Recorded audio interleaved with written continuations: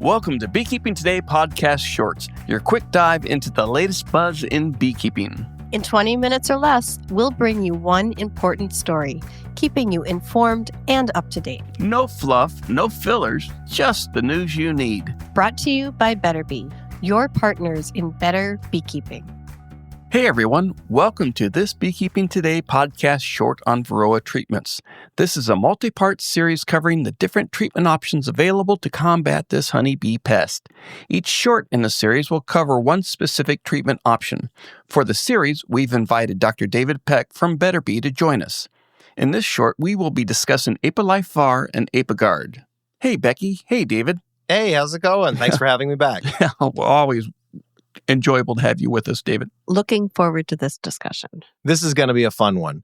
And so I think to begin, because we're talking about ApiLife Var and Apiguard, we should start by agreeing on the pronunciation of the active ingredient. So both of these products are based on a molecule called thymol. But I call it thymol because it's derived from the herb thyme. Some people call it thymol because it's spelled Thymol. And if anyone says that, I think they're dumb. No, both of those pronunciations are fine. So I only say thymol because I know what the herb is called and I know where it comes from. But there are lots and lots of folks who call it thymol, and we're all just going to have to agree to get along with each other and let both of those be acceptable pronunciations. And not call each other dumb? Yeah, fine. Sounds good. Okay, so goodness, I call it thymol. Oh, thymol. So we've got we've got these two different products. One of them, the Apiguard, is a gel that has thymol in it, and then the other one, ApiLife Var, is a wafer, and that contains thymol, but it also has eucalyptus oil, menthol, and actually also has camphor in it, which is another plant-derived compound. Although in the U.S., that's not listed as one of the active ingredients. In other countries, it is listed as one of the active ingredients. So it's that mixture of the different essential oils and plant derivatives that goes into the ApiLife Var. That's different from the Apiguard, which is just the thymol. Nice and simple. Thanks for the description. I have not used these, so this is a learning discussion for me. So I'll ask some of these very basic questions. Yeah, go for it. Is there any difference in action between these two products? Are they essentially the same, and can we talk about them in the same breath as the same product? I think it's reasonable to lump them together because they both use as their core, the thymol, and the thymol is doing probably most of the heavy lifting. The ApiLife Var is 75%, 74% thymol. And so that is the majority of the active ingredient in it. The Apiguard gel itself is only 25% thymol, but that's because it's behaving in a different way. The other ingredients, the other active, the essential oils in the ApiLife Var are probably contributing to killing the mites, but they're not really they're not the drivers of mite control. And then applying them, they have a lot of the same restrictions, right? Both of these products can not be applied with supers in place because they will stink your honey up something terrible. Both of these are pretty gentle on the bees. The bees don't like the smell of thymol, but it doesn't do much harm to them. And they are both good for mite control, but they need to be reapplied because they don't penetrate the brood caps. So both of these products have instructions that will have you going out and re-upping the dose that you've put into the hive so that you're able to make sure that all of the mites wind up getting exposed. The product that you said is kind of a gel, the Apiguard, does that evaporate then through time? It doesn't really. It seems like a lot of its mechanism involves the bees getting up and trying to remove the gel from the hive. And so there's some vaporization of the thymol, but there's also just thymol getting on the bees as they're grabbing it and pulling it and scraping it and running around and bumping into each other. Whereas the ApiLife Var, that's all evaporation. It basically forms a vapor. The mixture of the different essential oils means that it has a lower overall boiling point than if it was just pure thymol. And that lower boiling point means that it forms a vapor inside of the hive and then drips down and sort of bubbles down through it and hits the mites wherever they happen to be. Are these applied on top of the frames then? So yeah, that's they're right. Heavier than air. The vapors are heavier than air and drift down and out. Exactly. So the ApiLife Var comes as these little wafers, and you break them into 4 roughly equally sized pieces. You don't have to stress about it. And then put those 4 pieces up in the corners of your top brood box. And then they form that vapor, and it, sort of drifts down throughout the rest of the hive. The ApiGuard can be applied 2 different ways, depending upon how you buy it. But in both cases, you're putting it up at the top of your top brood box.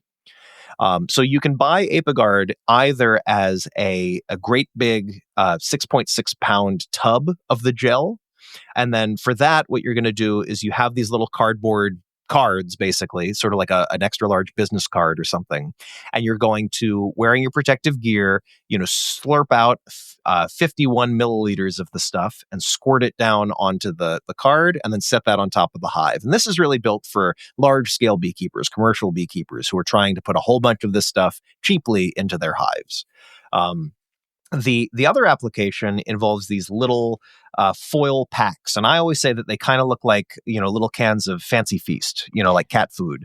So it's a little foil pack with a little foil lid, and you peel off the foil lid, and then you've got this little aluminum tray full of the ApiGuard gel. And so you can just set one of those trays right on top of your hive, and the bees will go up and say, hey, this stuff stinks. Let's get into it and pull at it and scrape at it and lick at it and move it all around. And so in both cases, that winds up distributing the active ingredient, the thymol, throughout the hive. David, I haven't used them for a while, but I thought that with the Fancy Feast pack, you would have to put a spacer up there to accommodate for that. You generally do. Depth. It's a pretty low profile. So if you have, like I know that BetterBee does sell like an extra large inner cover, and so there are some designs of hive equipment that will allow for that extra space. But if you don't have that, a regular inner cover is probably going to cause trouble, and so you'll be a lot happier if you put a shim in place. Okay. Do we know how this works? What a great question. Like most miticides, not really. We don't know exactly how the thymol and the other ingredients kill the mites. So like most of these, it seems like it involves that very, very thin mite exoskeleton, skin, for want of a better word, on their feet. And it seems like it penetrates there. It may interrupt their breathing. It may disrupt some other part of their biology. It could be that it's actually interacting with the chemical sensors, the mite's ability to smell their way around their world. And then, because the mites are stumbling around, unable to navigate, that gives the bees a chance to, bite their faces off and throw them down onto the bottom boards. We don't know exactly how this works. And again, it doesn't matter. As long as it kills mites, it's not critical to know how it works in order to be able to use it safely and effectively. I was going to say, David, is it a good time to maybe revisit the fact that one of the ways these might work is just the scale of it? So the mite is smaller than the bee, and you're not putting in enough to harm the bee, but the dose is harmful to the mite. Yeah, a lot of what's the old saying, the poison is in the dose, or something like that. The more of something you consume, almost anything can be toxic, and bees have the advantage of being bigger than mites. Ideally, you'll use a chemical that the mites are more sensitive to than the bees are in general. But also just the fact that the mites are smaller and a little more delicate means that something that's a little bit noxious to everybody in the hive is going to hurt the mites more than it hurts the bees. That's certainly the principle for something like formic acid, which we know kills bees at higher concentrations, and that's why you only use the right concentration of it in order to kill the mites and not the bees. What about temperature dependencies for these products? So you need to be mindful of that for both of them. The ApiLife Var needs to be put in when the temperatures are above 54 degrees Fahrenheit. And it's generally recommended that if you use it above 95 degrees Fahrenheit, you anticipate more brood mortality or bee mortality. So the minimum temperature is 55 degrees Fahrenheit, and then the maximum temperature is 95 degrees Fahrenheit. And above 95, you can start to see, bees and brood starting to die.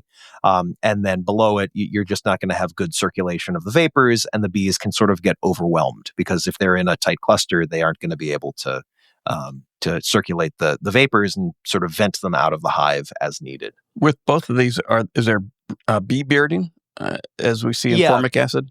Bearding should be expected with both of them because again, this is not a smell that the bees enjoy. It's not gonna kill the whole colony, but they're certainly gonna go, "Oof, it stinks in here," and so they will generally, if possible, take themselves out on the front porch to air out a little bit.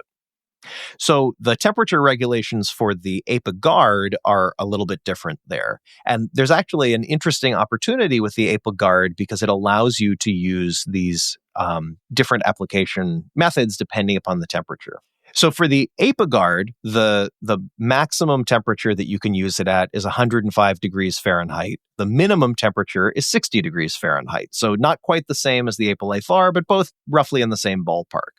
But what's interesting about the ApiGuard is that they have a little modification in the dosing based on the temperature. So if it's between 60 degrees and 77 degrees, then you use your full dose. But if it is between 77 degrees and the maximum of 105 degrees, then they recommend that you use a half dose. And so the warmer it is outside, the more the bees are affected by the dosage that you give them. And so you can cut the dosage down and you can reduce the harm to the bees and still effectively expose the mites to it.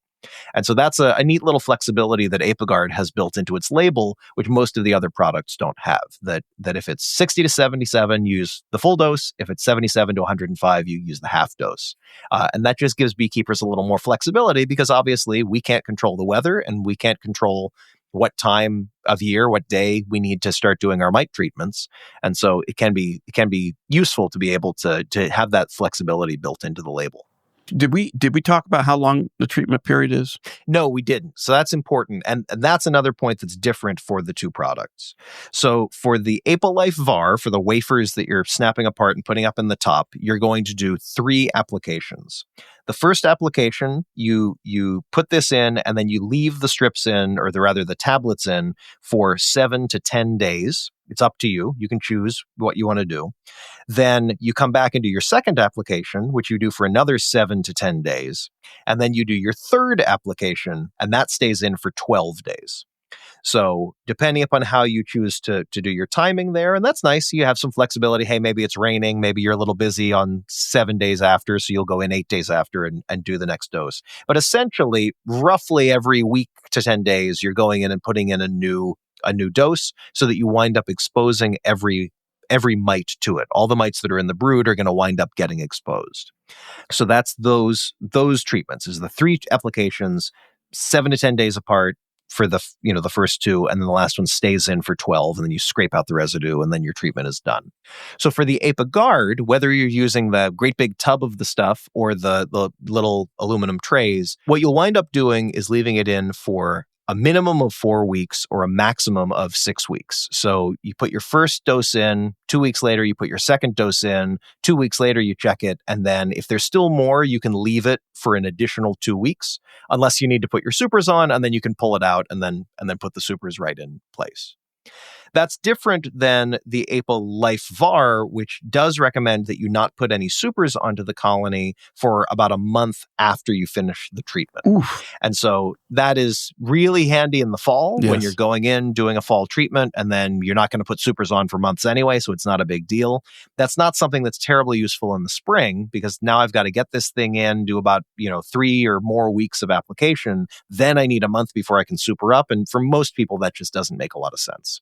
So it's a really good treatment for colonies in the fall, but otherwise, or, a broodless colony, a colony that for whatever reason isn't making honey for you. But if it's a colony that you plan to super up and get honey from, ApiLife Var and ApiGuard can both be a challenge to use effectively in most climates.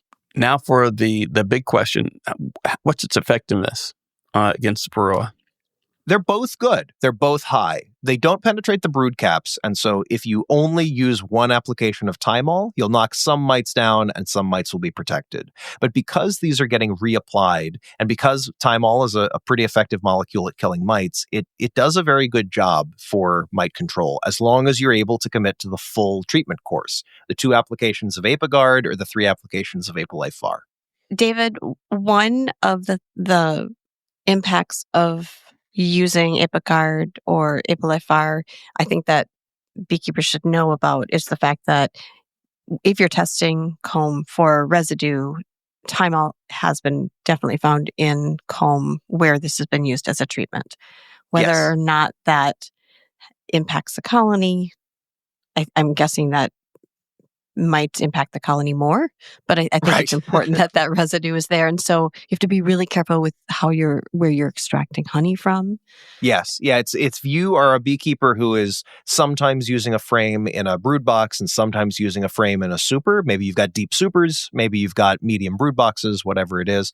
If you're mixing and matching frames, you can get yourself in trouble because a frame that was in a brood box and received one of these thymol treatments and then becomes a honey frame in another box in another year, that can still have a detectable residue, which can leave a detectable off taste. Again, I put a lot of time when I make soup, so it's not like it's a molecule that I'm afraid to have anywhere near my body, but I don't want to have a pesticide, even if it's derived from a natural ingredient, getting into a product that I intend to eat or sell to somebody else. And so you do need to maintain that separation between combs that are exposed to the thymol and might have some residue and combs that are not exposed to it and will be safe. And that's to say that you don't want to try to sell honey that says thyme-infused honey. I have attended a couple of state beekeeping meetings, and as a speaker, have been asked to judge the black jar honey contestant, entries, and have gone down the line, and on a couple of them, gone, oh, yep, that's that minty flavor that tells me that you used a thymol-based miticide in your hives. It's not a bad taste, but it's not a natural honey taste, and it's not something that you want to be selling to your customers at the farmer's market. Wait, basswood tastes minty. Yeah, but not the way these guys taste do. minty. Okay. Yeah. I'm just like, no, I love basswood honey, okay. but this is I'm like, no. What are you talking about? Yeah. Okay. No, it's if you have the opportunity to taste honey that has been exposed to thymol and memorize that flavor, you will recognize it other times if people are being a little cavalier with some of their treatments. So that's something we certainly want to recommend against. I'm just guessing it tastes medicinal a little bit. Or is that? Or It's a flavor that you will certainly notice. It's not horrible. It's honey that I'd eat, but it's honey that I'd prefer not to be sold. Well, here we go. ApiLife Var and Apiguard, two great options depending on the time of year and your requirements to include in your Varroa treatment management strategy. Absolutely. More weapons in the arsenal.